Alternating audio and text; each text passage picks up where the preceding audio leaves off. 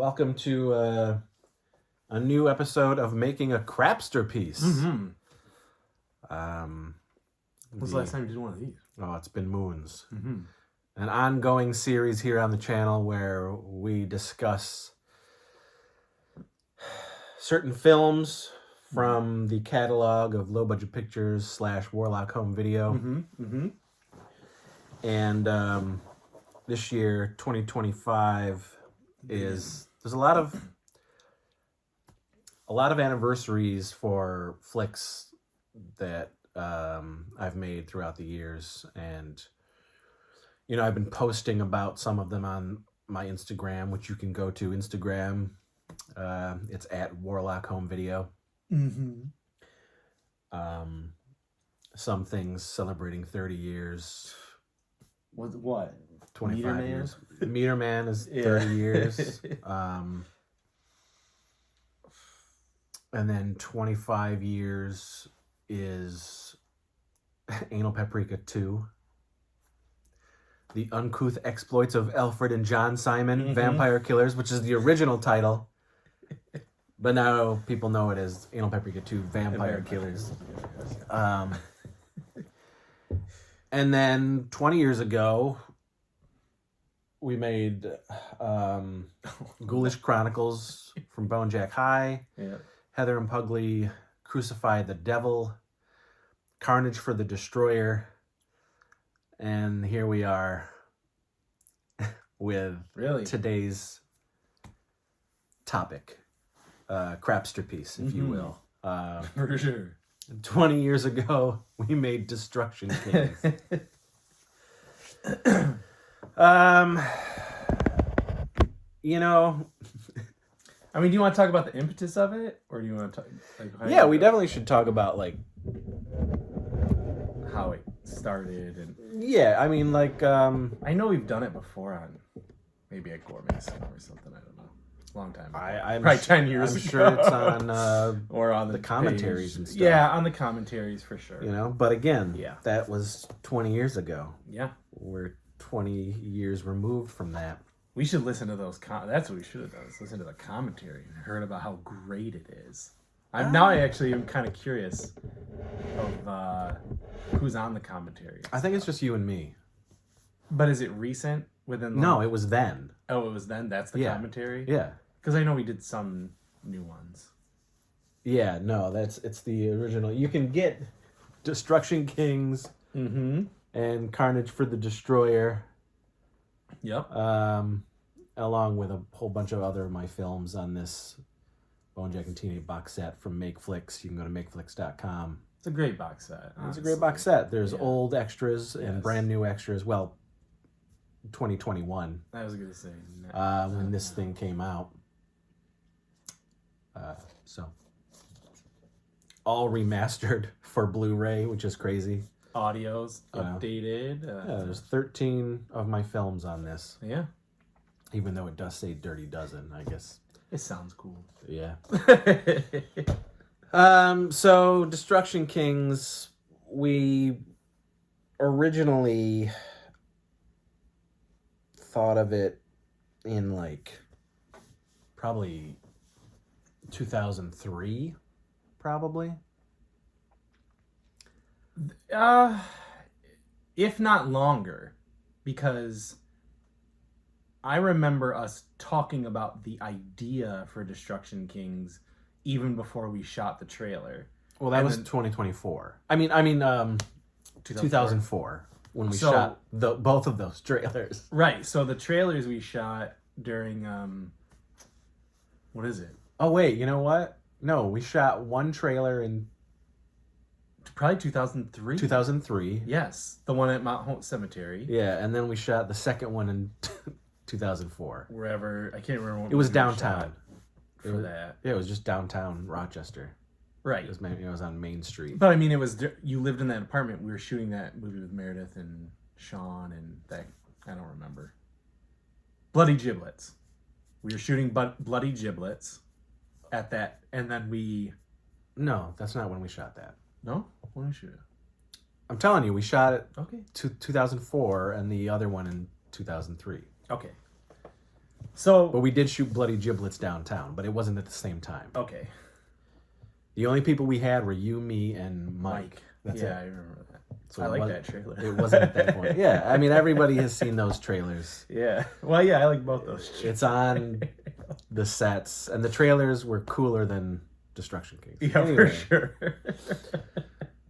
So our original plan for Destruction Kings was like way epic. It was ridiculously epic, and I don't know why we sort of wrote or came up with a story that was that big, fully knowing we wouldn't be able to pull it off. I think we had higher expectations or hopes at that time because 2004, we're riding high. Like, we are constantly making something. You're shooting every 2 months, and if you're not shooting, you're going to a convention. Yeah. And I think, like, at that time, we might have been having talks with, Hollywood people or something. I think we just had higher hopes for what we could do with it. If we had I don't know, at that time, I think we wanted like a $10,000, $20,000, Probably. nothing I crazy. actually think it was like 15. I think it was 15 too. I think it was 15,000, Yeah. but it was not that. Well, this movie, It's maybe cost like 1,000. maybe 1,000. Maybe. Yeah. If that. Well, yeah, probably. I don't know. I can't remember. But so, yeah, like, once we got the national distribution from Tempe Entertainment in 2001, every movie that we were making pretty much, other than a few here and there, were all for Tempe. Coming out. And that really, Yeah. That just kept going. I mean, like I said, we were making just movies for low budget pictures and releasing them ourselves, but they weren't getting that, national distribution. They were just basically getting. If We saw you at a convention. Yeah, if we were at a You convention, got you could get it. Maybe you could get it online. I don't remember at that time, maybe. But yeah, I remember our lofty hopes for Destruction Kings. I still do in an animated series. I still have those hopes. I mean, those days are over, man. Those are two characters that you really can't water down, and I don't. I mean, you'd have to. Yeah, I mean, yes, I get that. They would have to be guess so. very neutered. Which is fine, but I don't really see the reason for it. For the fives of tens of people who still like Teen Ape and Bonejack, I guess. Well, they're watching this video. Yeah, you'll see fives of tens of people. And honestly, it wasn't. Remember, the Destruction King's name didn't come until later, and that was because of Steve Wang. Yeah. He's a effects artist and filmmaker, and I was such a huge fan of his growing up. And thanks to Scott Phillips, who was a fan of our stuff, and I was a fan of his stuff, and they made a movie. Well, Steve did so many effects throughout the years, 80s and 90s, and that I was just really impressed with and I loved. But, in the late 90s, they made a movie called Drive, and I was sort of gaga for that thing. That is a good movie, though. Yeah, it's amazing. If you guys haven't seen that Drive, there is a Ryan. This is the Gosling Steve. Drive. This is the Steve Wang directed, Scott Phillips written Drive. Kadeem Hardison. With Kadeem Hardison and Mark Dacascos, Yes. and it's spectacular. It's pretty great. Yeah. But anyway, I became friends with Scott Phillips and Steve Wang, and Steve was a fan of some of the garbage that we had done, thanks to Scott. And we were coming up with ideas for stuff, and actually it was during the making of Heather and Pugly Crucify the Devil in so earlier. So Okay. no 2. well, that's 2, which is 2005, but so man, I don't know why these are two different things, because Steve also sent me a whole bunch of masks to use in those movies. I know. But the Destruction King's name, I think, was before that. It was before that. I think it was. Yeah. So Steve and I would talk online, and you know, the idea of Destruction Kings, I told him and all this stuff, and it didn't have a title, and he goes, you know what would be a great title is Destruction Kings. He goes, in foreign territories, it's called, my movie Drive is called Destruction Kings. Yeah. And it's, so funny, so ridiculous. He says, why don't you just use Destruction Kings? Yeah. And to me, of course, it's even funnier because of Bonejack and Teen Ape being called the Destruction Kings. It's a joke in itself. So we were like, fuck, yeah, It's a great name. Destruction Still a great Kings. name. Yeah. Yeah. So that's where that came from. And then, Casey and I just writing all these ridiculous ideas. And then I remember I went off and wrote this like big treatment for it. I mean, there was like a motorcycle scene and I'll be right back and all that stuff. Oh, yes, there was. There was high-speed chases. There were explosions. There, it was really action-packed, and it wasn't monster-centric. I mean, there were creatures in it, I remember, but it was much more of a like a Lethal Weapon type movie. It was over-the-top action at that point, and I think,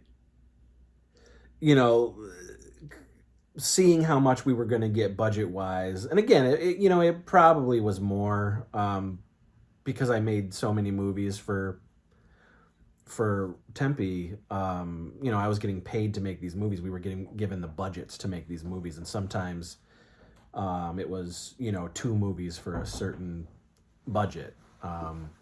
So maybe looking at the budget at that time and realizing, wasn't 15 grand. We're not going to be able to. We're definitely not going to be able to make this version. The whole Monster Squad, giving homage to the Monster Squad thing, kind of, I guess, made it a little more doable, for us. I think you wanted to come up with an idea going off of the Bonejack high stuff that incorporated those characters still. Make it more LBP verse. Yeah. Instead of Bad Boys. But it was also, it was also bringing it down enough to be able to do what I needed. Oh, for sure. Yeah. And so putting it a little more into what we were doing, but I guess raise it a little bit, because I think there's, even at this time, there are better movies that we made over Destruction Kings. Rewatching it, yes, but I think at the time, it was definitely we hyped it. The biggest for that. Yeah. For that. But it felt really short. And actually, like, it's that movie that started my anxiety. Shooting it? Getting the whole thing. My anxiety started. Yeah. How did you get Ariana Albright? That was through JR, Bookwalter, and Tempe Entertainment. She had done several of the Tempe movies. Yeah. With JR and James L. Edwards, and she's good. At one point, JR and her were dating. Okay. But I think at this point they were, not a couple anymore. But it was JR's like, hey, what about Ariana Albright? And for me, I was like, because I'm such a, I was such a big fan of Bloodletting and Polymorph and those types of movies that JR had done. I was like, pfft. Like, so anybody that he was, talking about, I was like, oh my God, that's an indie star to me, So, I was like, fuck yeah, like hell yeah, star quality to the film. and it was, it was funny. Like she was a real trooper. She didn't, rightfully so. She didn't really like get the movie, and in her eyes, it's not a good movie. Which I agree. But she had such a fun time with all of us. Yeah. Like I think, and this is something she has said throughout the years that the making of the film was much more fun than watching the movie. Product. You know what I mean? You know what I mean? Which, not for me though, because I was going through anxiety. That really hit hard that year. I mean, there was a lot to this movie. Not to say that we haven't done it before, but like there was makeup, more people. I feel like if you don't know somebody, it's a little bit harder. Like Ariana, like she's not part of the group. Yeah, but you know what? You got to think like the year before that, I had made Malva 2 and Filthy McNasty 3, which both productions are bigger than Destruction Kings. Right. And Cherry Brady's and Filthy. And then Malva is the star of Malva 2, Right. I mean, Debbie Rochon. But you've known Debbie. But I did know Debbie. You knew yes. Debbie. I guess the Cherry Brady thing's a little bit different. But maybe, again, because it's Filthy and it's like, I've done 3 of these. Yeah, I don't know. I think I definitely put a little more pressure on myself. Yeah. For Destruction Kings. For sure. Because we thought so highly of it. I think that's it. But yeah, it was I mean, that, wow. Okay, so for 20 years I've had anxiety. Because it did start then. It 100% started then. That's when I went through it, and that whole thing happened, and it didn't stop. I don't remember you having like episode during the shooting of this. I definitely remember from Malva 2, but for you know what I mean, the Troma movie. Thing, but yeah, but that was 2009. Yeah, and I remember other times, but I guess not. I don't remember you like not being able to do this movie. No, I did it. It was after the fact. Okay. It was like once I got home, like I remember, and I felt so embarrassed, but I had a full-on one with Ariana. Okay. Back at the apartment. Yeah. And she sort of helped me get out of it. Okay. She's good. She's a gem then. And then I remember the very first time it happened was a little bit before that. And then the second time was the Ariana thing, and then the third time it was actually after the shoot. Okay. And a bunch of us went to Denny's. Okay, well, that's your problem. And no, and so like, we're all sitting at Denny's. Yeah. And just out of the blue, it like hit me, and I'm at the table, and I'm like flipping out, and everyone's like trying to calm you down, help me out. Yeah. Yeah. Jason, Noel were there. Yeah. The boys. It was yeah, so, I have those memories.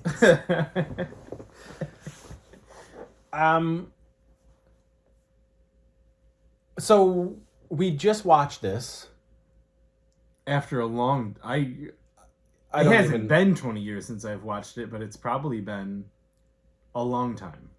For sure. Maybe over 10. Probably over 10. Because I know my wife hasn't seen this movie. I mean, I wouldn't show anybody this movie. Now? No. Yeah, It's it's interesting to look back at this stuff, and I've recently looked at a lot of the stuff because we've put out our own Blu-ray double features of a good chunk of the flicks that didn't make distribution. We made deliberately just for low budget pictures and not for distribution,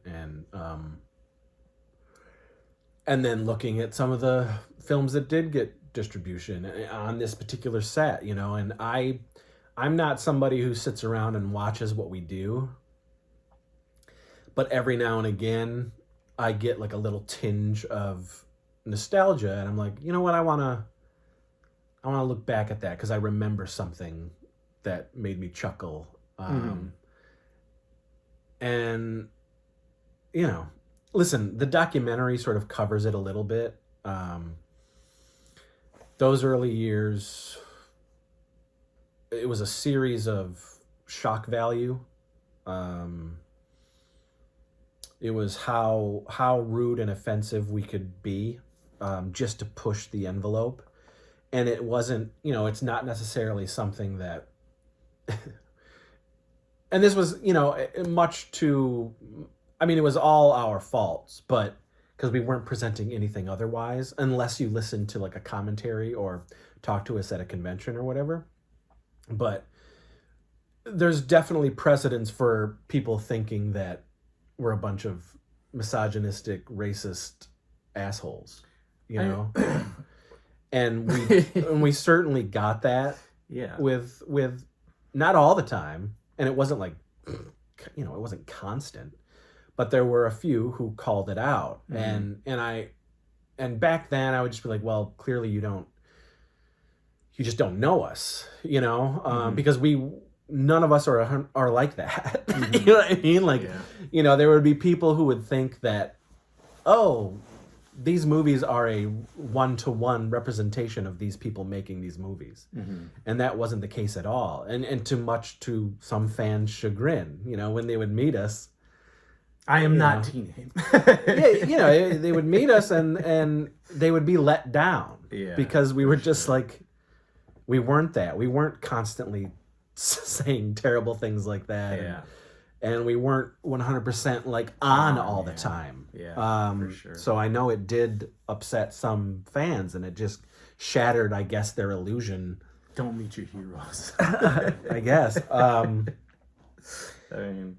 And it's, it's silly from our point of view. It's silly for us to be like, no, we're not fucking like that. You know what I mean? Like, I don't know how many times I've had to say throughout the years, like, if I believed in the stuff that I wrote, I probably would be dead or in jail. You know what I mean? Like, this is not me as a human being. Yeah. These were... Well, let me just say that, like, to your point, I think you're right about the shock value thing, because we're hand in hand with trauma at this time, which is all shock value. Well, aren't we? Yes, and so starting with the Filthy McNasty movies, it was, I've said this. If you were a hardcore fan, you know this, and it is in the documentary. But Lloyd was a mentor at from like the late 90s till our fallout, really. Yeah. And, for sure. And so it was a 10-year relationship. Yeah. And when we sort of got going and Lloyd was really sort of into what we were doing and championing what we were doing, and also dangling a carrot over our head that said, we'll distribute one of your movies. And that is enough. I think that I didn't think about it till I just said it. I think that's part of this too, is that there was always an idea of we could be making something for trauma, to be put out through trauma. Yeah, which didn't happen again until 10 years later. Yeah, you know what I mean? Like, throughout those years. Yes.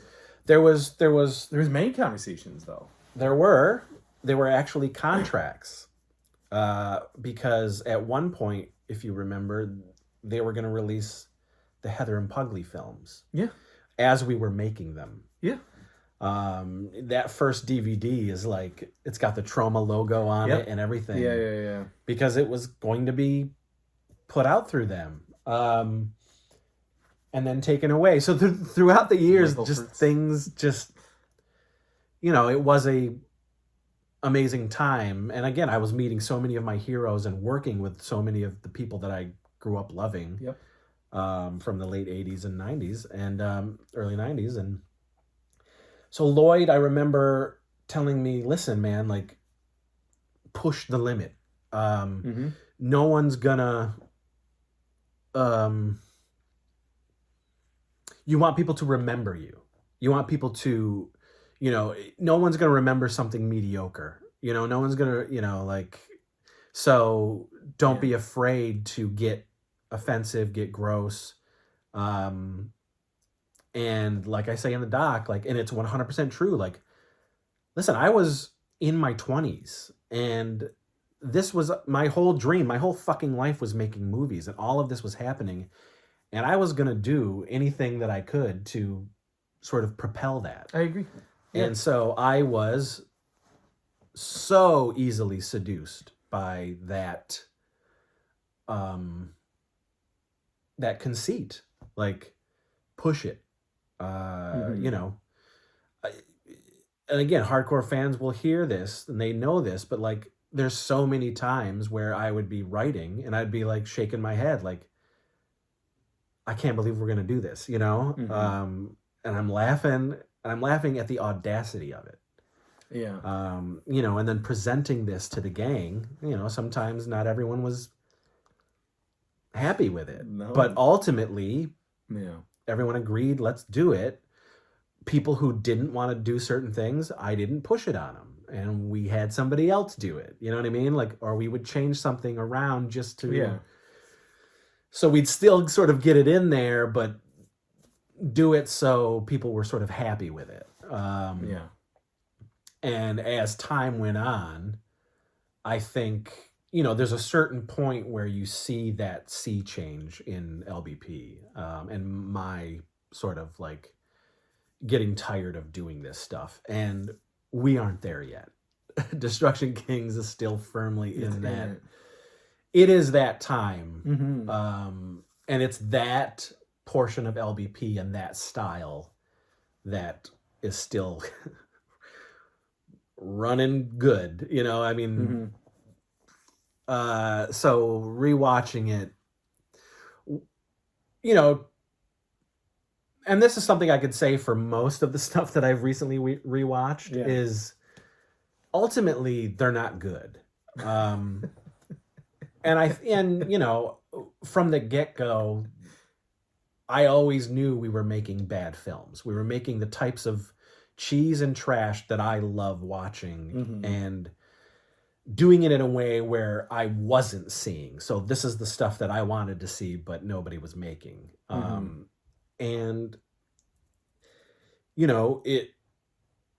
it became this is a Chris Seaver film. We know it by looking at it. We know it by the characters. We know it by the reoccurring themes and jokes and in-jokes and all of that. And the offensiveness and the gratuitous misogyny. Now, the misogyny, there was something behind that. And, I just wasn't a good enough filmmaker to do it in a way that was where an audience member could get what we were trying to do with those characters.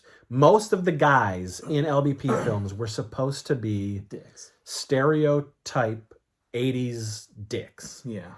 To the extreme. Yeah. And most of the women were the heroes of the films. They were also talking like guys. Because I enjoy... The type of girls that I like are the girls that aren't prissy and prude or think that they can't be a certain way because they have to be womanly or, girly. I prefer somebody who can hang with us. Someone who can shoot straight shooter. Yeah, and luckily a lot of my girl friends are very much like that. and it was fun to write quote unquote stronger female roles who would take on that typical male role, while the males were being the assholes, the dumbasses, the idiots. Yeah. And not all guys in LBP movies were like that, but No. the ones that lent themselves to that, you went full force with, and that's like Teen Ape, and that's somebody like Bone. Well, not as much as Bonejack, but I mean Deathbone, and yeah, those Choach, and those types of characters. Yeah. Yeah. And I think up to this point, Destruction Kings was sort of the ultimate mix of all of that. It was the misogyny, the offensive, Yeah. Terrible dialogue, just how shocking some things would be. Audacity is a big thing, and I think that's if you see us laughing, it's laughing out of audacity. Like, I can't believe we did that. I can't believe we're saying this. It also helped, however way you look at it, but we also did so many midnight shows of our movies, and the audiences fucking loved this shit. Yeah. You know what I mean? And so your mind can say, I wonder how many of these people get what we're doing, and I wonder how many of these people are actually like laughing because this is terrible stuff and they agree with the sentiment. I would say the majority of people, the LBP fans that I've met, are not those like LBP people or fans who get it. For the most part, we've had we have some real we've had doozies. Some creepers that we are like, yo, we don't like you, like we're not like that. But yes, they're but what I'm saying is it helped, at least for me, having those people who would go off at a screening say to you, man, like I get it. I get what you're doing. Or if there'd be a review and they'd get what they're in for. Yeah. There'd be far too many who just didn't get it and, said terrible things about us as human beings, but I don't blame them. It's because this is what they're seeing. This, we had the lens of 2005. And I'm not really apologizing because it is what it was. Well, that's what I'm saying. It's of the time. Yeah, and as I've said, it just was the shtick. It was now by no means am I a mature individual. Even to this day, I still write ridiculous shit. But that writing has changed. And watching this again, it was kind of shocking to see how different they are, How different the new stuff is compared to the old stuff? Yeah. Yeah, like we were laughing. There's some laughing. There's some funny lines. Yeah, see, that's another thing. Written. Like, rewatching this stuff, I can be like, yeah, like, this stuff is bad on every level, but boy, is there some really funny stuff in everything. Yeah. Even if I think the movie is fucking terrible. Yeah. There's always going to be some lines or performances that kill me. Yes. Like, and those are those, like, chunks of, Crapsterpiece, high garbage that I think have maintained in the stuff that's more present in the last 13 years as opposed to everything before that. I think, like, so now you have a Lance, right? And Lance is a high idiot asshole character. He is that, but he's never the winner. I mean, none of those guys really are. You know what I mean? Like most of it's nowadays. They're not the heroes. They're not the heroes. No. And they are nowhere near as bad as Well, they don't get the girl or their whatever. early LBP movies, you know. Yeah. You know. Yeah. And that changed too, and it clearly was in here, where you would have certain girls bow to Teen Ape and whatever he was doing, and then it got like stale, and it was like, no, we have to have the girls starting to be repulsed by what he is. Yes. Which was shocking to Teen Ape, and even up until. So you know, I think, and we've talked about this before, but the send off for Teen Ape for me officially was 2007's Teen Ape Goes to Camp and Wet Heat. Mm-hmm. And Teen Ape Goes to Camp was going to be the end of the Teen Ape that sort of everybody loved, wrongly or rightly so. Yeah. And then Wet Heat was going to be a completely different Teen Ape. I don't know if I can say that. Well, as far as the womanizing and the wanting to, you know, fucking rape and beat up. If you watch Teen Ape Goes to Camp and you watch Wet Heat, yes, Teen Ape is very different. And it was a conscious decision on my part to write Teen Ape. So Teen Ape Goes to Camp was supposed to be the vulgar send-off. And Teen Ape and Wet Heat was supposed to be the send-off where this is just an action Teen Ape ridiculous character. Right. The other side of Teen Ape when he's not fucking like being that. Yeah. And you can watch Wet Heat to this day and it ain't that. And, you know, we even have a joke about that in the beginning of Wet Heat with the whole Predator thing. Yep. And he you know. To Catch a Predator. Yeah. Yeah. And his bullshit finally catches up to him and he gets thrown in jail. Yeah. And then that part of him stops. Yeah.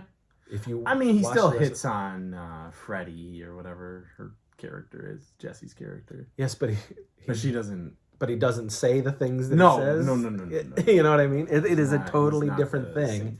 And it was meant to be that way. Yeah. And then we fucking made Sex Squatch versus Teen Ape in 2014, and we don't watch it. We it was, don't talk about it too much. Deplorable thing. Yeah. We shouldn't have done. We had a horrible time, and it's a horrible movie. Yeah. I don't remember having a horrible time shooting this movie. I only do because of the anxiety stuff. Yeah. You know, it's interesting what movies I can remember as far as the actual production and what movies I can't. And there's a quite bit of this that I cannot remember shooting. Only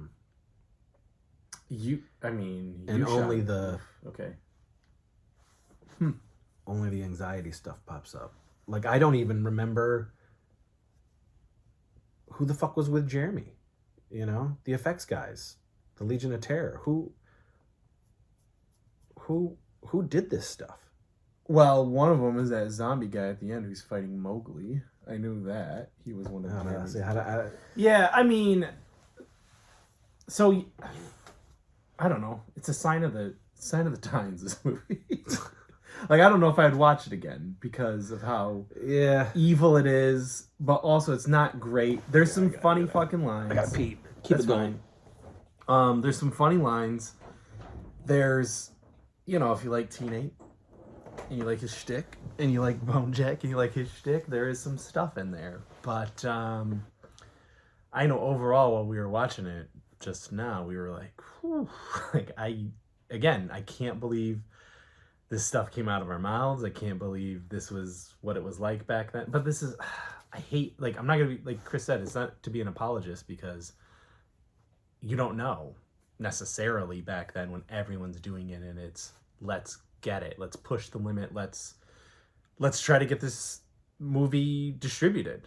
You know what I mean? And if people are loving Filthy McNasty through Tempe and Splatter Rampage as it was, like, then let's just keep giving the people what they want. And at this time, like Chris said, we're doing midnight shows, we're going to conventions, and the response is great. people are loving this stuff.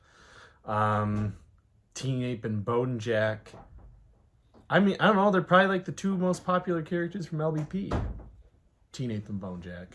And like not even close. You know, maybe Heather and Pugly are next. Yeah, I mean, I guess. But I mean, Leo. who? Leo. Yeah, sorry. Okay, yeah, Leo, Deathbone, like, yes. But Teen Ape and Bojack, it was so prominent. Yes. You know, I mean, we would go to conventions and Teen Ape was there. I mean, Teen Ape was constantly, like, running around the show. Yeah. I have so much footage of shows where, you know, Teen Ape was Toxie. You know what I mean? He was the mascot. Yeah. Yeah. These were, and he's getting pictures taken, and different different people are playing them, mostly at conventions. But yeah, it's just, I think at that time we were products of what everyone's asking for. We don't know that these things that are coming out of our mouths are necessarily offensive. We know they're offensive in the sense, like, if we say this, someone will get a reaction, but we want a reaction. Well, yeah, it's like we wouldn't be running around talking no, like this in fucking real life. No. You know? No. That wasn't something... Come on. You know, we're not that. Yeah. No. You know, and I'm happy, I'm glad that as I was developing as a human and as a filmmaker, you know, I recognized that things got stale. Things were not appealing to me as much anymore as far as pushing those particular boundaries. Again, you can still watch a Chris Seaver movie and find things that you'll be offended by. But not to that level. And it's it isn't, I think it's more sort of inherently part of what the movie and the characters are, as opposed to how can we push the limit more now in this? Like, okay, we did it in that one, what can we do in this one? You know, we would deliberately sit around for sure and think of like the grossest shit. And I definitely did that. You know, like I said, where I would shake my head and I'd write this stuff and I'd laugh because it was just so like, oh my, like, I wonder. Yeah. I wonder if we're really going to do this. If we're really going to say this. We did. You know, I think of things in we did say that. Filthy Me Nasty 3 that are just like, wow. You know? And then going into 4, I was a little more, again, 4 was like almost 10 years after 3. Yeah.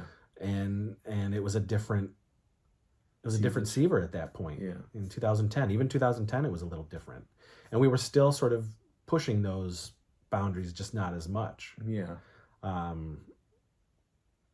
I think, you know, and I it's funny to not only grow as a person and as a filmmaker, but to see the audiences grow as well, but then to see like who didn't quite grow, because there's still fans who love these characters. Yeah. And there's still there's still people who are discovering this stuff thanks to streaming and whatnot. And this even. Like, and YouTube and whatnot. The show and stuff. And like sending me messages that are like, hey, is there ever gonna be a Teen Ape this, or you know, and I'm like, no, like that's a long gone. That is just not something that I want to do. I have no desire to do. So it's interesting to see the people who are glad that things sort of changed, and then the people who still sort of want the same old. I think there's more of, and actually people stopped. Yes. Looking at the new stuff. Yeah, just they don't even care about the new stuff. Yeah. And what we did from this time to this time is what they liked. And that's when they're sort of Showa era. That's where their loyalty lies. Yeah, for sure. And which is fine. Yeah. You know, like people are gonna love what they love, and you know, you shouldn't be upset if we don't like certain things. You know, sometimes I'll get fucking comments that are like, you know, it's almost like you're putting me down because I like this movie of yours. because you think it's fucking garbage. Like, I ain't putting you down. I don't fucking care what you think of my movies. Mm-hmm. You know, it's me. I don't particularly like this movie. I'm going to make a face if you say, oh man, I love Quest for the Egg Salad. I'm going to go, fucking gross, you know? Yeah. Because I don't like the movie. I'm not putting you down. You can like whatever the fuck you like. Yeah. I don't care. It's just for me, I don't like, you know, fans of my stuff, you know that I don't like a lot of my movies. I just don't. Yeah, I can probably count on 2 hands of movies that I like out of the 60 plus movies that I've made. You know? There's flicks that I genuinely really enjoy still that we've done and I really like and I'm happy with. You can show people. But there's like, I hope my daughter doesn't see that. But there's a big chunk and ask me questions that I don't like, and it doesn't necessarily have to do with the content. No, you have a perspective being the writer, director, the creator of it, and you Yeah. can look at this stuff and you can go, boy, like what a shit show, you know? And it's not that the stuff that we do now is fucking mind-blowing cinema. It's not supposed to be. From the get-go, it was always supposed to be B-trash horror movies. But, you know, I think thanks to Clint Kelly, things changed on the technical side of things when he joined the group 14 years ago. Yeah. And that changed. That changed my perspective, you know, where I was so much, and still to a degree I am. I care more about the comedy, the characters, and the dialogue than I do about the technical aspects of filmmaking. But because of Clint, I have softened on that, and I grown an appreciation of it. Yeah, I prefer our stuff to look better. Yes, we didn't. We definitely didn't care. But we just didn't give a shit. No and the majority of everything that we made, I shot.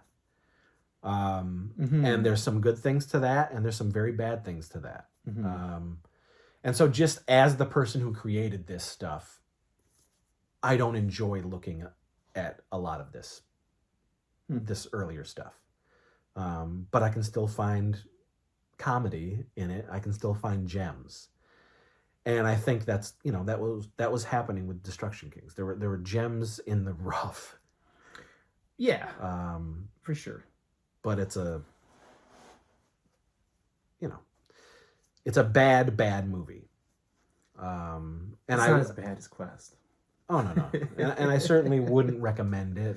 Yeah. But I do recommend people like independent filmmakers or people who sort of like this sort of trash and enjoy our stuff. Maybe you haven't seen it. I do recommend checking this stuff out. I want everyone to sort of see like the progression. And that's part of the reason why we put out, you know, Seavage's Fan Film Frights on Blu-ray. I mean, this stuff is like, you know, I'm showing you footage from like 89 to like 98, you know, and I want you guys to see like the growth of a Chris Seaver movie, the growth of the start of what I was doing till now. For sure. And that's fun. And there's hardcore fans who they want to see everything. And I like providing that. I don't have, you know, I'm not embarrassed by it. We did it. It's the stuff that we did. And it is what it is.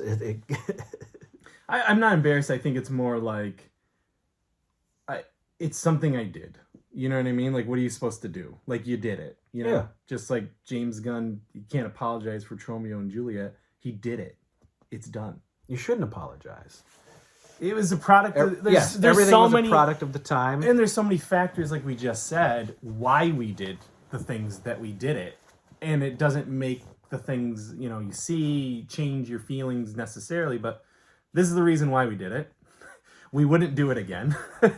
And watching it was like, I think part of these movies, the old ones especially, is the nostalgia factor, where I can ignore some of the, like, the straight up movie, the plot, whatever, because I do remember what it was like when, you know, Jason got his makeup done. You know what I mean? Like, what Travis was like in the car. You know what I mean? Like, there's all these behind the scenes things that you guys will just never see, and that we have our memories of that it gives a little bit of a rosy tinge to some of these things, even though when you look at it in black and white, I kind of want to read some of these reviews from back in the day and be like, hey, yeah, it's probably right. This probably is pretty bad. See, what I like, as far as reviews are concerned, I mean, reviews are reviews. I have never cared if people hate or like the movies. Yeah. I never have. What I guess what I had an issue with was people personally attacking us as human beings. That was always my issue with some of these reviews. You don't know us, but again, I get it. You're sort of going off of the movie, but not everybody fucking. Do you think some of the greatest filmmakers that you love are? That's the movie that they're making, and that's them coming through that film? Mm-hmm. No, come on. Yeah. You know, so if you're reviewing, use your brain. You can say up and down that, oh, this is technically a fucking terrible movie. You don't have the humor that these movies are giving you. That's not your type of comedy. You can say that. I don't care. You know, I really don't. It's like opinions. Everybody's got them. Mm-hmm. It's your sensibilities. Yeah. But when you like attack us and call us names and you want to do bodily harm to us because of a movie you watch, like, I mean, that's just that's fucking ridiculous. Anyways. It's childish. It's stupid. You know, and that's where my issue came from as far as reviews concerned, and that's to this day. Like I don't care. Yeah, I don't care what you think of them, good or bad. Right. You know, why should I? It doesn't like curtail what I do. You know, I don't think you've ever read a review and be like, I'm done. yeah. I mean, most of the time, if I did, I would have been done a long time ago. Yeah, I don't think that's it. I think, you know, if you're a filmmaker and you go into making the movies that you make knowing a clear line what you're doing, I don't know how you could be mad at reviews, you know? There's a certain person out there that likes everything. Do you know what I mean? Like, there is a movie out there for everyone. Mm-hmm. And we find the audience. Mm-hmm. That's not up to me. I make the garbage that we make, and then you throw it out there and you see who bites. But you're also making garbage. You know what I mean? You're not trying to make high art with a message that says, because there's been people throughout the years who've tried to there's messages decipher. No, there are certainly there's like thinly veiled messages in some of the films. Asshole. Like, you know, if like, you're an asshole, you're gonna get killed. But again, the problem is I'm not a good enough filmmaker to pull those off subtly. It's you just see it on face value, you know. And I'm never going to apologize for the time I grew up. Like, I love the 1980s. That is my favorite time. I was a child. I lived through the entirety of the 80s, and I loved every single fucking minute of it. And I am a product of that time.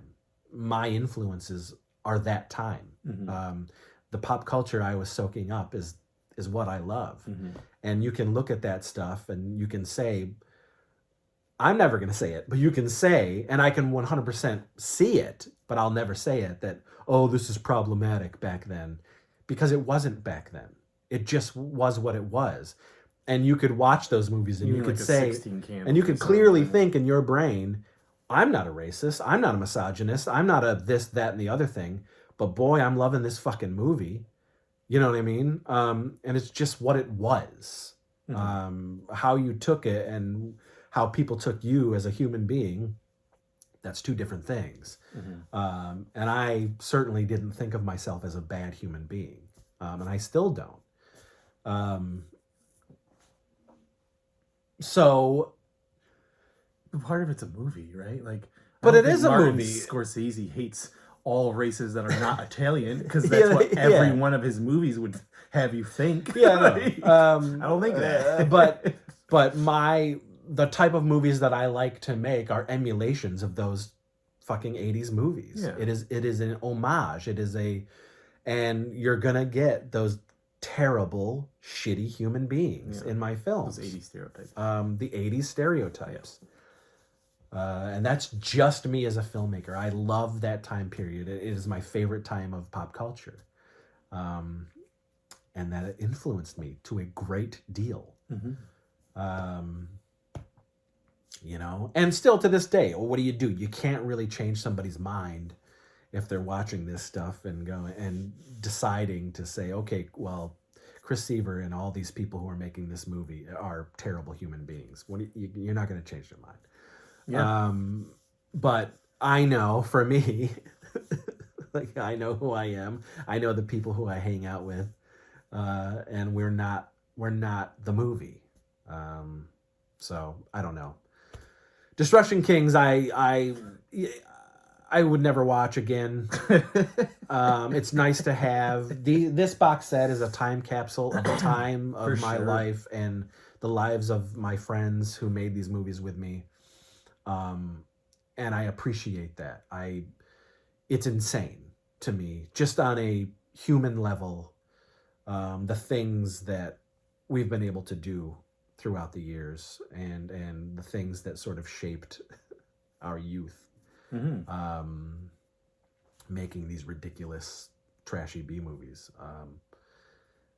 Like you said, I that's the thing that you take away from on the other side of the camera, you know? Yeah, no one's going to be able to have, in any movie, any filmmaker, you know, I've been a lot more apologetic towards even bad movies nowadays because I know how much it goes into making a movie and how much gets edited and how much gets, you know, interpreted differently than what you intended. Like, now I'm kind of like, well, it was a bad movie to me. I hope the filmmaker was happy with what they did, or maybe the studio effed it up and blah, blah, blah, and that's the result of it. You don't like this movie, you don't like it, you know? We have different memories. We don't need to watch the movie again, but I'll still have fond memories of things that happened during the movie, even seeing the movie, because there are some funny-ass things that happen. But again, a lot of it's, we were there. We lived it. We had high hopes for this movie. We had grand ambitions to get it distributed. And killer theme song. Not by the... Yeah, we got two theme songs done for this fucking movie. We do have two theme songs. We do, I forgot, you know. Oh, you think they're going to... They are what they are. But, you know, it was, I mean... 2005 was also when I met Desiree, and she is the 20 years of Desiree. She is the singer at the end, the Warriors of Destruction song. Great. I sent her and Ross Snyder, who was also a fan of my stuff, who recently we talked to again for the SOV Vigilantes, which is on this channel. You can see Ross, who was in a good chunk of these this time period, these movies. Yeah. But 2005 was when I met them, and they had a band called Wait Until Dark, and I wrote the song, and they wrote the music and performed the song and recorded the song, and it's at the end of the film, and it's a great metal song. Great song. So that was 20 years of Desiree. But you know, it was also 20 years of Nicole. Right. So that's Nicole's first movie, right? Yep. So Nicole LaRoche, who's in, I don't know, 50 of the movie. She's in maybe half. Yeah. She's not. She's no Meredith. You know, Meredith is still the reigning queen, for sure. King of everything. Yeah. She's been in the most everything. Yeah. But you know, Destruction Kings.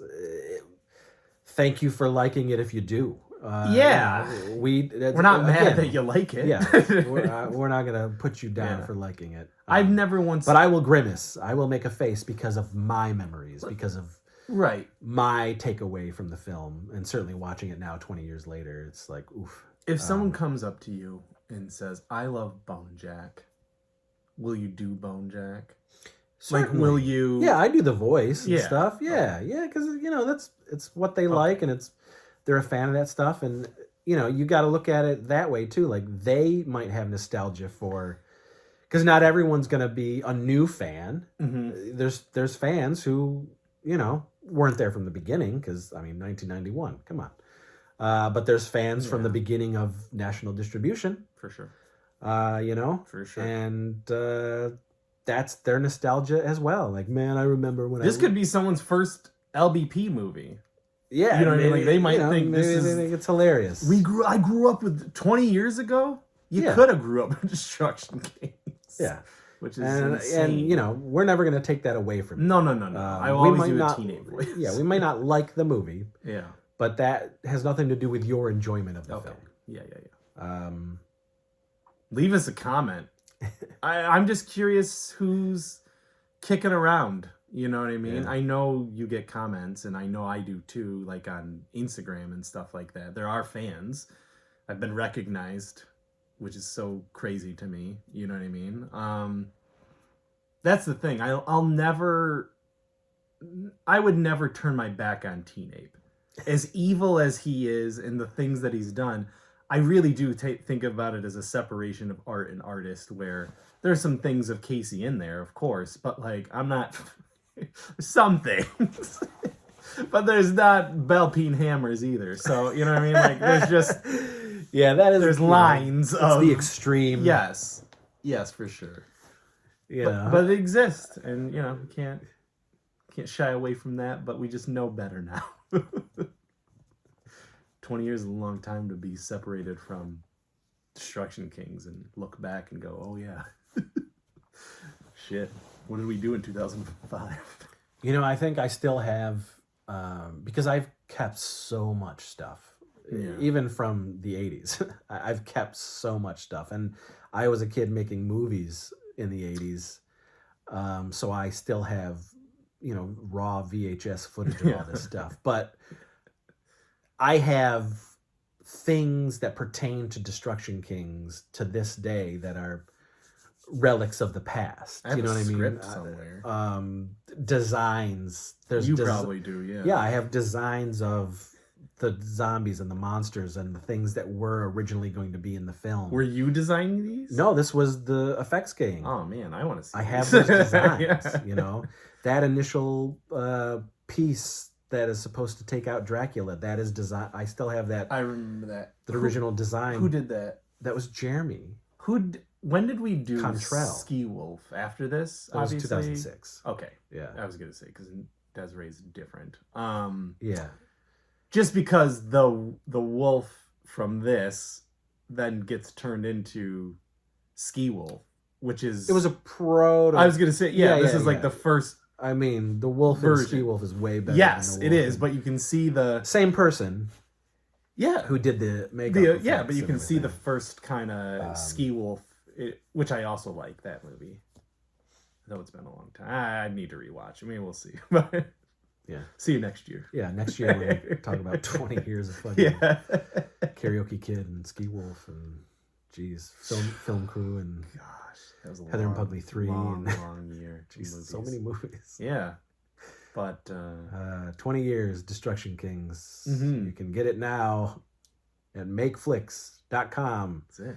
In an incredible Blu-ray compendium. 2.0 sound. Yeah. Remastered. That's and all it. Its mini DVD. Yeah. So yeah, there you go, guys. Awesome. We talked about Destruction Kings. Let us know your thoughts, good or bad.